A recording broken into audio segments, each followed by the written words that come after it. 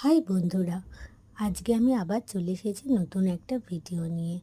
জগন্নাথ মূর্তি বানানোর দ্বিতীয় ভিডিও।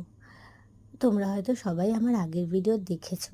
হ্যাঁ, সবাই বলবো না, যারা দেখেছো, যে গুটি কয়েক বন্ধু আমার দেখেছো তারা সবাই জানো আমি ভিডিওতে গানই দিই।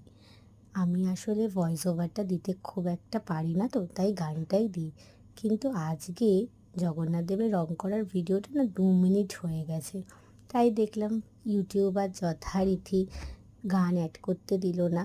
তার জন্যই বাধ্য হয়ে রীতিমতো এই ভয়েস ওভার দেওয়া। যাই হোক, ভয়েস ওভার দিতে হচ্ছে যখন দিচ্ছি, আর তো কিছু বলার নেই এই নিয়ে। তোমাদেরকে একটা মনের কথা বলি বরং।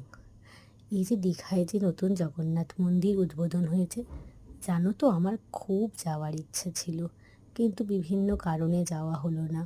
এই ধরো, বরের কলেজ, মেয়ের স্কুল, আমি নিজেও একটা স্কুলে চাকরি করি, ছুটি পাইনি, এই সব নানান কারণে আর যাওয়া হলো না। তাই ভাবলাম যে এই বছর রথে জগন্নাথ দেবের মূর্তিটা নিজের হাতেই বানাবো। মেয়ে রথ টানবে, প্রথমবার বলে কথা, তার জন্য ভাবলাম নিজেই বানাই। তো যেই ভাবা সেই কাজ, বানিয়ে ফেললাম জগন্নাথ দেবের মূর্তিটা।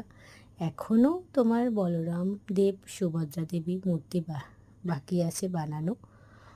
হ্যাঁ, অবশ্যই তোমাদের সাথে ভিডিও শেয়ার করব। যদি ভালো লাগে জগন্নাথ দেবের এই রং করার ভিডিওটা, তাহলে একটু লাইক, কমেন্ট আর শেয়ার করে দিও।